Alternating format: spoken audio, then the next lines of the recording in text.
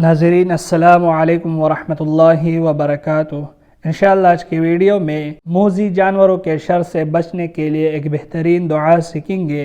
سیدنا ابو ہریرہ رضی اللہ تعالیٰ عنہ سے روایت ہے کہ رسول اکرم صلی اللہ علیہ وسلم کے پاس ایک شخص آیا اور عرض کی، یا رسول اللہ صلی اللہ علیہ وسلم، کل رات مجھے ایک بچھو نے ڈس لیا تھا جس سے مجھے بہت زیادہ تکلیف ہوئی۔ رسول اللہ صلی اللہ علیہ وسلم نے فرمایا، اگر تو شام کے وقت یہ کلمات کہہ لیتا تو کوئی چیز تمہیں نقصان نہ دیتی۔ وہ کلمات کون سی ہے؟ چلے اس کلمات کو سیکھتے ہیں۔ اعوذ بکلمات اللہ التامات من شر ما خلق۔